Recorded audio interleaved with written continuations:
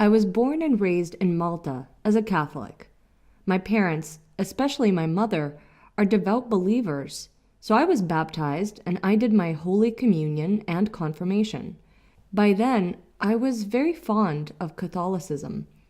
There were no questions asked. I just took on whatever was fed to me. At the start of secondary school, nothing had changed. I went along believing what I was taught. But by the age of 13, I began to question things, thinking, is this it? Is Catholicism for me, or is there something bigger and better? By the age of 16, I had stopped going to church. When we would have religion lessons at school, I became the girl full of questions and always got the same answers. Why are there three gods, not one? Why can't we read the Bible? Why do we acknowledge only Jesus, but not the other prophets? Why did Jesus have to die for humanity when humanity commit worse sins? And pretty much always the answer was the same. The answer is a mystery. Apart from the Bible question, then I was told that by reading the Bible, it would confuse me even more. After some time, I realized why this would be the case. The Bible contradicts itself. It's written by humans and their own feelings after having been through certain experiences, and it's not God's words. By the age of 16, I had stopped going to church and just believed that there is a God. At 18, my faith took a big blow. I found out that the priest we had at secondary school was accused of pedophilia. The worst part of it all was that he was caught in the 80s, and instead of bringing him to justice, the Maltese bishop had sent him to Canada.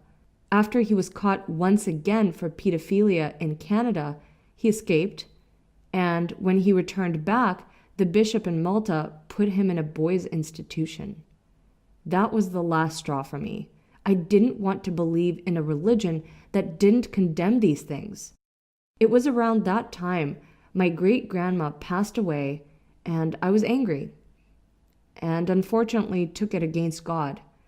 I stopped believing in anything. Back then, my friends didn't believe in anything either, so it was an easy thing to do. When I was 19, I met my current husband. He was a Muslim, but was not following his religion. We met at Havana. When we first started going out, we never broached the topic of religion. He knew I wasn't a believer, and I knew he wasn't practicing his religion, so we just left it at that. The only thing that we did agree on and talked about was that if we ever had children one day, they would be brought up Muslims.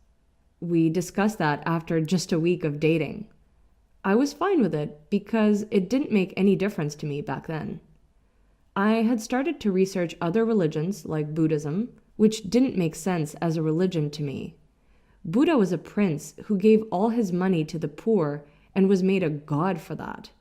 I also looked at Hinduism, a religion with over 200 gods. It was too confusing. Then I looked into different forms of Christianity, but it was all pretty much covering the same ground I had learned about as a child. Back then, I used to work for a confectionery chain, and I would often come across a Maltese lady, a regular, who happened to be a Muslim. One day, I plucked up the courage to speak to her. As soon as she left the shop, I stopped her and asked if she could help shed some light on this religion. I told her I just wanted to find out a bit more, the basics and what it consists of, and that I had no intention of becoming Muslim myself. She smiled and gave me her mobile number and told me to come to the mosque in Paola that Thursday, as there was a women's meeting. And that's when my journey to Islam had begun. I attended the meeting and met a group of lovely ladies, all Maltese and all reverts. I spent almost a year questioning everything. Why do women have to wear the veil? Why are men allowed to have 4 wives? Why are we not allowed to eat pork? Who's Muhammad? Why are Muslims so strict? What do Muslims believe in, Allah or Muhammad? And sure enough, I had all my answers, not from 73 books, but from one book, the Quran. Everything I needed to know I could find in this one book. They follow the life of Prophet Muhammad. It's easy. There's no mystery, no complications. You do as God tells you, and you will be rewarded. If not, you will be punished. No matter if you're rich, poor, an imam, or anything else. In Islam, everyone is equal. I fell in love with Islam, and I decided to become a Muslim.